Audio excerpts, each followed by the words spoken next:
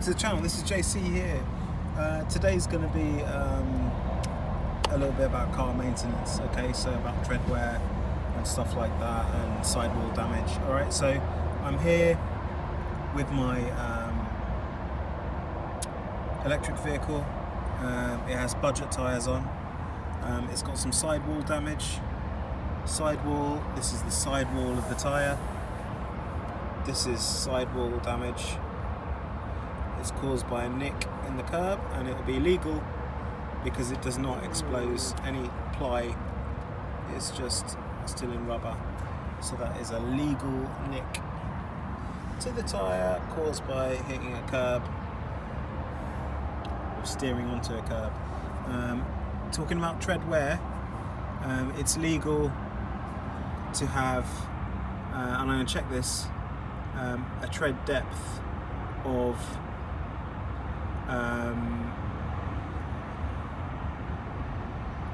the width of the length, if you like, of a 20p coin. So I don't have a 20p coin on me, but you can see there it's still okay because there's the tread wear marker, and anything above that means that you've got legal tyres, and you can check that around the tyre. It's still legal. Just about tyre inflation, you want to be inflated to whatever they recommend. So, and you'll find that in cold weather, the tyre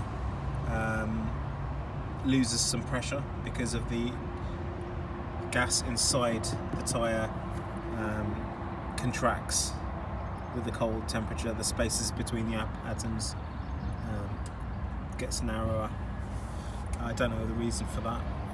Maybe I can find out and let you know. But apart from that, you might notice the tyre pressure is decreasing over winter.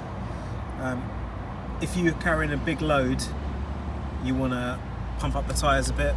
Heavy loads, I can't give you the recommendations. You look in your manual or contact your garage.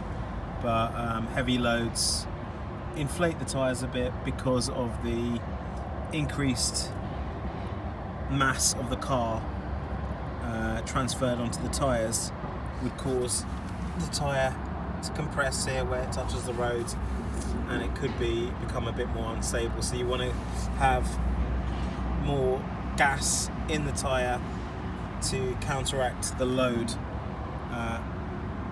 that's pressing down on the wheel onto the tyre, and then obviously the road, if you like, pushing back on the tyre with the equal amount of force that it's that the car is pushing down on it.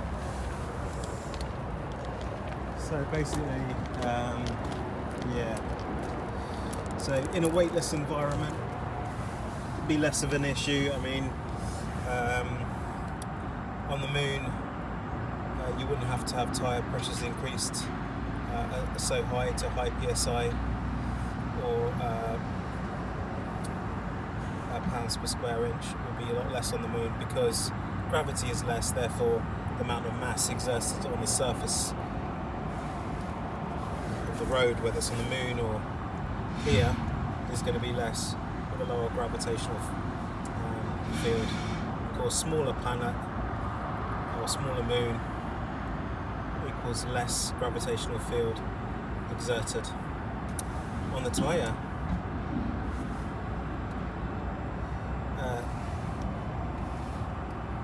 Less gravitational field exerted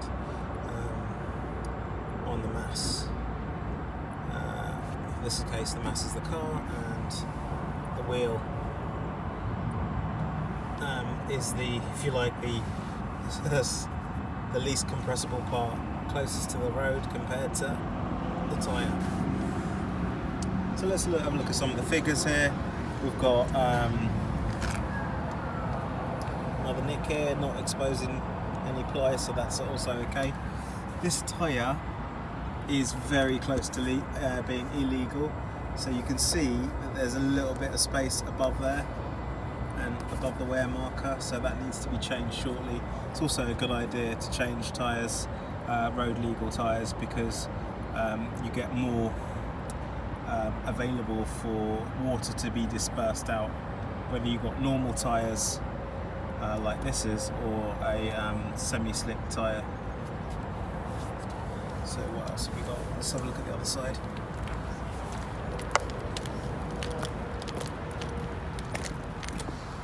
So currently all the tyres I've checked have been legal. This one is bordering on the illegal, because you've got an almost smooth.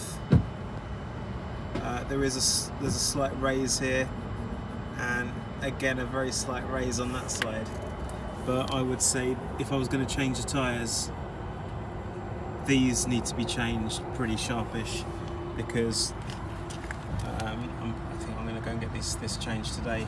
And you see there's also damage to the sidewall.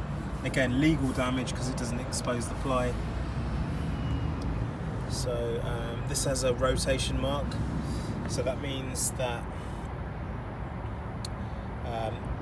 the tyre needs to be put on the vehicle with the end of the arrow facing the bit where it gets, if you like, goes under the car when it rotates. So the arrow is pointing this way and it goes under the car while it rotates.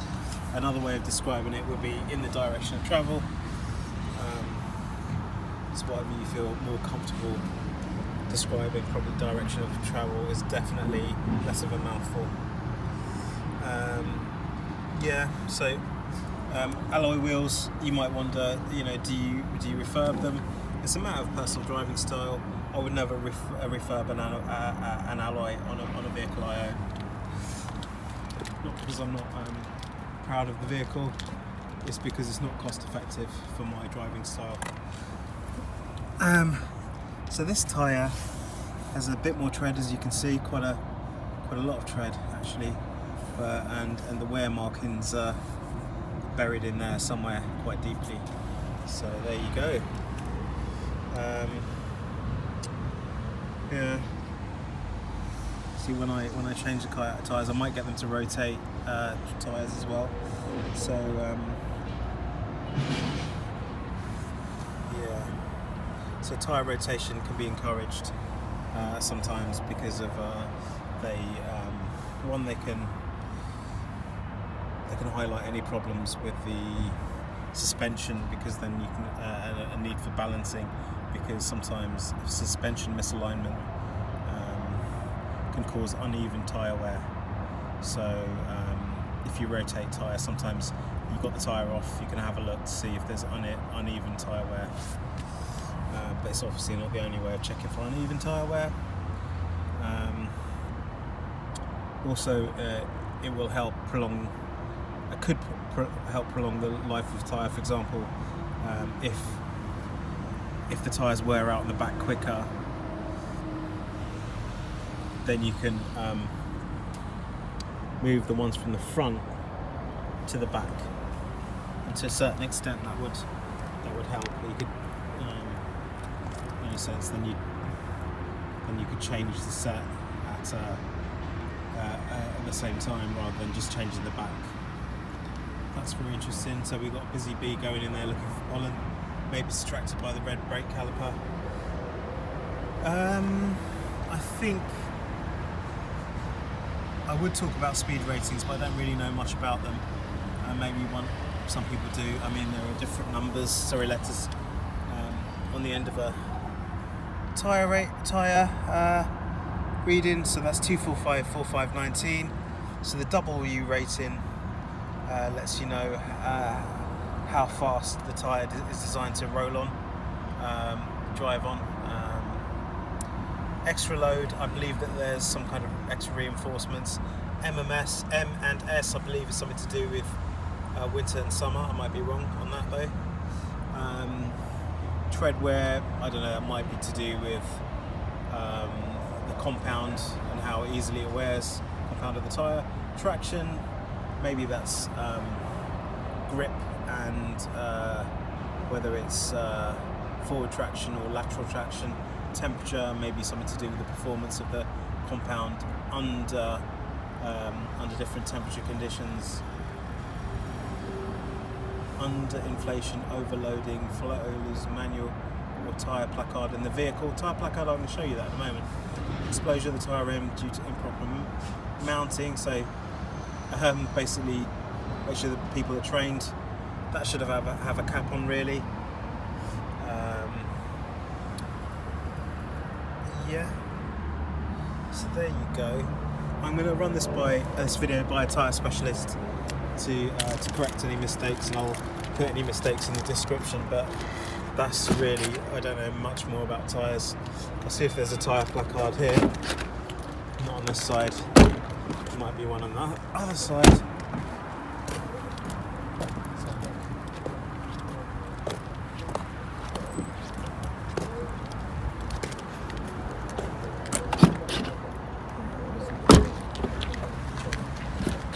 Here's a tyre placard there. That is an example of a tyre placard, and it tells you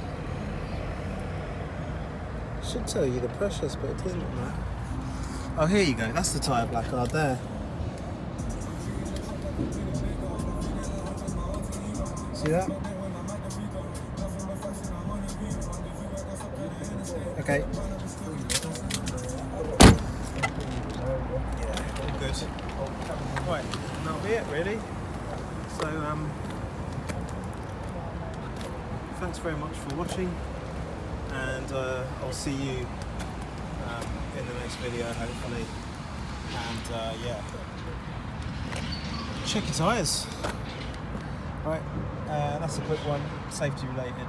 JC out.